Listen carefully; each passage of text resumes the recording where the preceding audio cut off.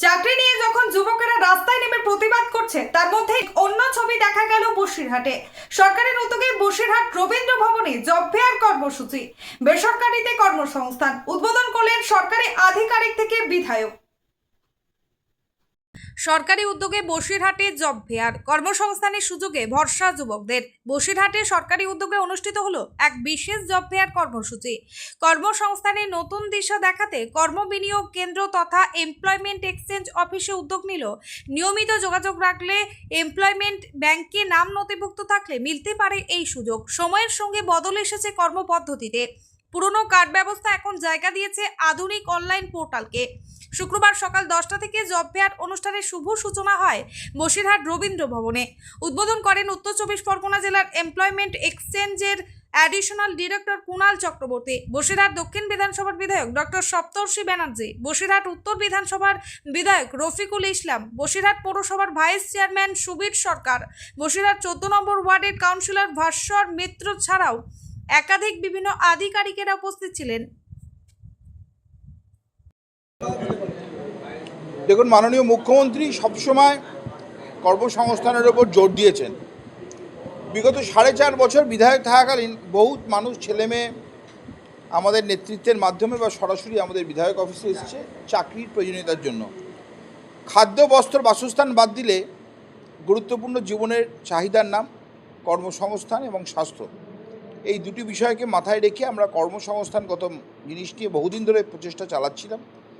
ছোট ছোট সেগমেন্টে আমরা কিছু চাকরি দেওয়ার এমপ্লয়মেন্ট এক্সচেঞ্জের মাধ্যমে সহযোগিতায় চেষ্টা করেছিলাম, কিন্তু আমাদের মনে হয়েছে যে একটু বড় মাপের আরও প্রোগ্রাম করা দরকার, যাতে বেশি সংখ্যক মানুষ এখানে চাকরি পেতে পারে। মাননীয় মন্ত্রী মলয় ঘটককে আমি জানাই, বিধানসভায় তার বক্তব্য অনুযায়ী বড় প্রোগ্রাম করার উনি আমায় অনুমতি দেন এবং দপ্তরকে বলেন সমস্ত সহযোগিতা করতে। এমপ্লয়মেন্ট এক্সচেঞ্জ এবং লেবার দপ্তরের সহযোগিতায় আজকে বসিরহাটের বুকে প্রথমবার এই ধরনের মেগা জব ড্রাইভ প্রজেক্ট চলছে। সমস্ত পদ্ধতি একটা সুনির্দিষ্ট নিয়ম মেনে হচ্ছে।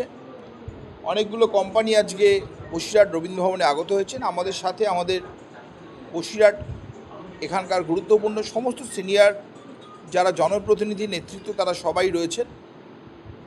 বহু ছেলে মেয়ে তাদের কাগজপত্র, সিভি, বায়োডাটা অরিজিনাল নিয়ে এখানে উপস্থিত।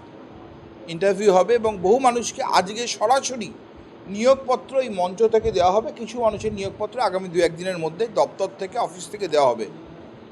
একটাই ভাবনা, একটাই উদ্দেশ্য, বাংলার বেকার শিক্ষিত যুবকরা যারা চাকরির সন্ধানে বিভিন্ন জায়গায় দৌড়চ্ছে, তারা না দৌড়ে একটা নির্দিষ্ট সুনির্দিষ্ট পদ্ধতির মাধ্যমে তাদেরকে শ্রম দপ্তর, লেবার ডিপার্টমেন্টের মাধ্যমে আমরা চাকরির একটা দিশা দেখাতে চাই। এবং আগামী দিনে এই যে পদ্ধতিটা আমরা সূচনা করলাম, এটা ওয়ান টাইম প্রজেক্ট নয়, এটা চলমান থাকবে। প্রত্যেক 3 মাস পরে আমরা একটা করে বড় মেগা জব ড্রাইভ ইভেন্টের প্রজেক্টে আলোচনা করব এবং ব্যবস্থা করব। এর পাশাপাশি এক্সচেঞ্জে একটা জব ফেয়ারের আয়োজন করেছি মাননীয় মুখ্যমন্ত্রীর অনুপ্রেরণায়, আমাদের বিভাগীয় মন্ত্রী মলয় ঘটকের উদ্যোগে এবং আমাদের এমএলএ সাহেব ডক্টর সপ্তর্ষি বন্দ্যোপাধ্যায়ের সক্রিয় সহযোগিতায় এবং বসিরহাট এমপ্লয়মেন্ট এক্সচেঞ্জের ভিক্টর ওর উদ্যোগে আমরা এই একটা জব ফেয়ার এখানে আয়োজন করেছি। শুধুমাত্র আমাদের মাননীয় মুখ্যমন্ত্রীর যে নীতি, যেটা আমাদের এমএলএ সাহেব বলেছেন, বেকার ছেলেদের চাকরি কিছু দেওয়ার জন্য অন্ন, বস্ত্র, বাসস্থান এটা সবচেয়ে আগে দরকার, যেটা এমএলএ সাহেব বললেন, কিন্তু এটার জন্য তো অর্থ দরকার এবং তার জন্য জব দরকার। আমাদের মাননীয় মুখ্যমন্ত্রী সবসময় সেটা ভাবেন এবং সেই জন্য উনি বারবার বলছেন যে সরকারি চাকরির যেহেতু এখন সীমাবদ্ধতা আছে, মাত্র 4% কি 5% লোক হয়তো সরকারি চাকরি করতে পারে, বেসরকারি ক্ষেত্রে বা স্বনির্ভরতার দিকেও যাতে ছেলেরা পড়াশুনো করে অগ্রসর হয়, সেই দিকে লক্ষ্য রেখে এই জব ফেয়ার করা। আমাদের মাননীয় এমএলএ সাহেব প্রচুর উদ্যোগ নিয়েছেন এবং উনি বারবার চেষ্টা করে সাব ডিভিশনে একটা এরকম সুন্দর জব ফেয়ার অর্গানাইজ করেছেন। আমি সবাইকেই ধন্যবাদ জানাবো এবং আশা করব যে যাদের জন্য এই উদ্যোগ, যে ক্যান্ডিডেট যারা আছেন আমাদের এমপ্লয়মেন্ট এক্সচেঞ্জের যারা আছেন এমপ্লয়মেন্ট ব্যাংকের নাম নথিভুক্ত করে, তারা যদি সুযোগটা পায় এবং তাদের মধ্যে যদি কিছু ছেলেও চাকরি পায়, তাহলে আমাদের এই উদ্যোগটা সফল হবে এবং সবচেয়ে বড় কথা আমাদের এমএলএ সাহেবের স্বপ্ন সার্থক হবে এবং